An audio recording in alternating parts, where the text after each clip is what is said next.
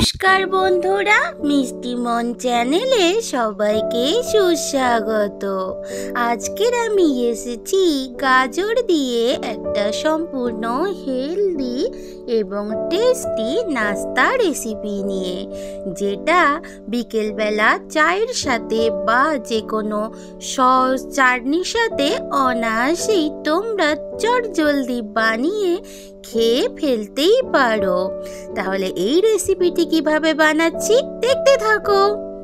এই রেসিপি বানানোর জন্য এখানে আমি দুটো মিডিয়াম সাইজের গাজর নিয়ে ভালো করে পরিষ্কার করে ধুয়ে নিয়ে স্লাইস করে কেটে নিয়েছি। এইবার স্লাইস করে কেটে রাখা গাজরগুলো একটা মিক্সার গ্রাইন্ডারের মধ্যে নিয়ে নিয়েছি। নিয়ে একটা পেস্ট বানিয়ে নেব। পেস্টটা কিন্তু একদমই স্মুথ হতে হবে, তাহলে পেস্টটা বানিয়ে নিয়ে ফিরে আসছি। পেস্ট করা হয়ে গেছে, এক বাটি গাজরের পেস্ট নিয়ে নিয়েছি। এইবার একটা বড় বোলের মধ্যে পেস্টটা আমি ট্রান্সফার করে দিচ্ছি।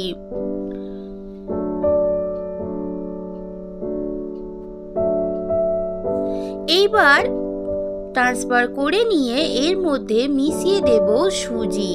আমি এখানে গাজর এবং সুজি দিয়ে আজকে রেসিপিটি বানাবো। আমি এখানে হাফ বাটি সুজি নিয়ে নিয়েছি। নিয়ে এবার গাজরের পেস্টের সাথে ভালোভাবে মিক্সড করে নিচ্ছি।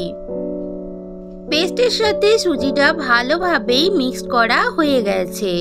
এইবার এর মধ্যে দিয়ে দেব স্বাদ মতো লবণ, দিয়ে দিচ্ছি 1/3 টিস্পুন হলদি পাউডার, দিয়ে দিচ্ছি 1/4 টিস্পুন লাল লঙ্কা পাউডার, আর দিয়ে দিচ্ছি 1/3 teaspoon Kashmiri red chilli powder, ভাজা জিরে গুঁড়ো মশলা, দিয়ে দিচ্ছি ধনিয়া পাউডার 1/4 টিস্পুন, আর এখানে দিয়ে দিলাম গরম মশলা পাউডার।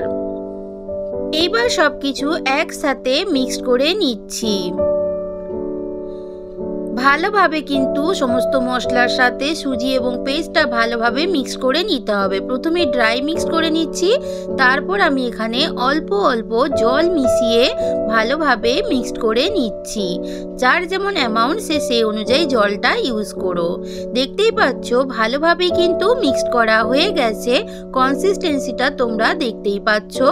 এইবার আমি ঢাকা দিয়ে 10 থেকে 15 মিনিট রেখে দেব, তারপর ফিরে আসছি। 10 মিনিট বাদে ফিরে এলাম। দেখতেই পাচ্ছ সুজিটা দেওয়ার ফলে সুজিটা কিন্তু অনেকটা ফুলে উঠেছে, দেখতেই পাচ্ছ। এবারে নেক্সট স্টেপে চলে যাব। গ্যাসের মধ্যে একটা কড়াই বসিয়ে দিয়ে এবারে যে মিশ্রণটা আমি করে রেখেছি ওটা এবার কড়াইয়ের মধ্যে দিয়ে ভালোভাবে হাতার সাহায্যে মিক্সড করে নিচ্ছি। যেহেতু আমি এটা হেলদি রেসিপি বানাবো, তাই অয়েলটা যতটা সম্ভব কম ইউজ করা যায় সেটাই কিন্তু করতে হবে। এবার একটু ভালোভাবে হাতা দিয়ে সবকিছু একটুখানি নেড়ে মিক্সড করে নিচ্ছি। দেখতেই পাচ্ছ ভালোভাবেই কিন্তু সবকিছু মিক্সড হয়ে গেছে, এবং দেখো আগের থেকে একদমই কিন্তু ড্রাই হয়ে মিশ্রণটা কিন্তু আমার একটা ডো ফর্মে এসে গেছে। এবার আমি উপর থেকে একটু সামান্য হোয়াইট অয়েল দিয়ে দিয়েছি এবং ভালো করে হাতার সাহায্যে মিক্সড করে নিচ্ছি। দেখতেই পাচ্ছ তোমরা এরকম একটা হেলদি এবং টেস্টি রেসিপি তোমরা যে কোনো দিন বিকেলবেলা যদি অন্য কিছু খাওয়ার ইচ্ছে হয় চট জলদি বানিয়ে ফেলতেই পারো। ডোটা কিন্তু আমার রেডি হয়ে গেছে, এবার আমি নামিয়ে নেব। এখানে একটা প্লেট নিয়ে নিয়েছি স্টিলের, তার মধ্যেই মিশ্রণটাকে ঢেলে দিলাম। এইবার একটু হাতার সাহায্যে ভালোভাবে একটুখানি মেলে দিচ্ছি যাতে তাড়াতাড়ি ঠান্ডা হয়ে যায়। ভালোভাবে মিশ্রণটা ঠান্ডা হয়ে গেছে, দেখতেই পাচ্ছ। আমি একটু ভালো করে আবারও একবার ঢেসে নিচ্ছি। এখানে কিন্তু আমি কোনো প্রকার ফুড কালার ইউজ করিনি। গাজরের কিন্তু অরিজিনাল কালার যেটা সেটাই কিন্তু এখানে বোঝা যাচ্ছে। এইবার যে মিশ্রণটা ছিল সেখান থেকে কিছুটা পরিমাণ আমি নিয়ে নিলাম। নিয়ে হাতের সাহায্যে ভালো করে একটুখানি গোল করে নিচ্ছি। নিয়ে একটু হাতের তালুতে একটু চ্যাপটা করে নিচ্ছি যাতে শেপটা ভালো হয়। এবারে একটা আঙুল দিয়ে একটু মাঝখানটা আমি ছিদ্র করে দিচ্ছি। তোমরা যে কোনো জিনিস দিয়ে মাঝখানটা ছিদ্র করতেই পারো, আমি আঙুল দিয়ে আমার সুবিধা মনে হয়েছে সেই অনুযায়ী করছি।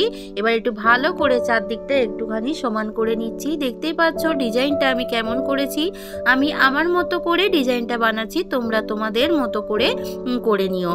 এইভাবে সমস্ত নাস্তাগুলো বানিয়ে নিয়ে তোমাদের সামনে ফিরে আসছি। বন্ধুরা, সমস্ত নাস্তাগুলো আমার রেডি হয়ে গেছে। আমি আমার মতো করে ডিজাইন করেছি, তোমরা তোমাদের সুবিধা মতো করে নিও।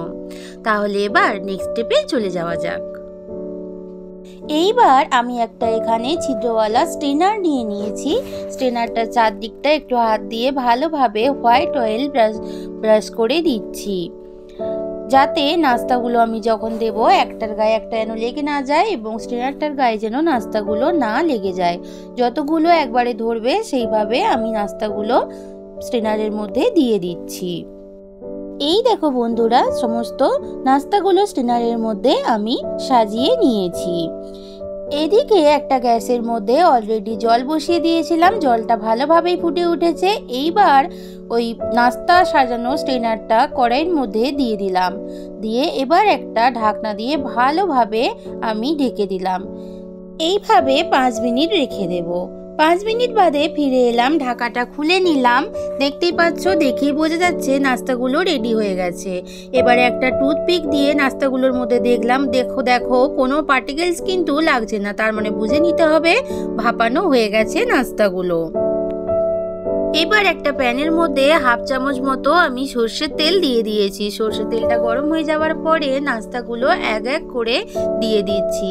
এখানে নাস্তাগুলো একটুখানি হালকা ফ্রাই করে নেব, তাহলে কিন্তু স্ন্যাক্সের টেস্টটা আরও অনেকটা ভালো আসবে।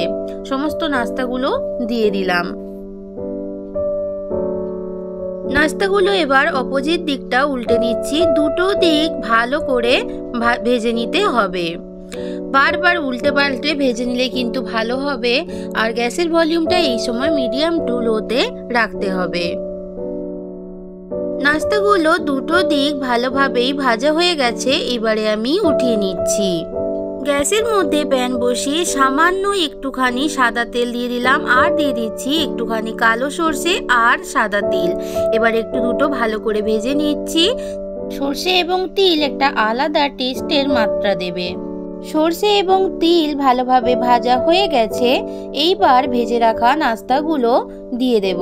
তোমরা চাইলে এই ফোড়নে কারি পাতা, ধনিয়া পাতা বা অন্য কোনো মশলাও ইউজ করতে পারো তোমাদের পছন্দ অনুযায়ী। আমি এখানে শুধু তিল এবং সর্ষে দিলাম, তোমরা তোমাদের পছন্দ অনুযায়ী মশলা দিয়ে কিন্তু এটা বানাতে পারো। এবার সব কিছু একসাথে ভালোভাবে মিশিয়ে নিচ্ছি। তোমরা এই পর্যায়ে টমেটো সস, সয়া সস কিন্তু দিতেই পারো। যেহেতু আমি হেলদিভাবে বানাচ্ছি তাই এরকম কোনো সস আমি এখানে ইউজ করলাম না। নাস্তাটা কিন্তু আমার একদম রেডি হয়ে গেছে। এইবারে আমি সার্ভ করে নিয়ে তোমাদের সামনে ফিরে আসছি। গাজর এবং সুজির এক হেলদি এবং টেস্টি এবং সম্পূর্ণ নিউ এবং ইউনিক নাস্তা রেসিপি একদম কিন্তু রেডি। আমি সার্ভ করে নিয়েছি। দেখতেই পাচ্ছ, দেখেই বোঝা যাচ্ছে কতটা হয়েছে ইয়ামি। বিকেলবেলা চায়ের সাথে তোমরা এরকম একটা যদি নাস্তা চটজলদি বানিয়ে ফেলতে পারো, সবাই কিন্তু খুবই খুশি হবে। আর আজকের এই রেসিপি ভালো লাগলে লাইক করো এবং কমেন্ট করে জানিও তোমাদের কেমন লাগলো। আর একটু বেশি ভালো লাগলে বন্ধুদের মধ্যে শেয়ার করে দিও। তাহলে বন্ধুরা, আজকের মতো টাটা, ভালো থেকো, সুস্থ থেকো।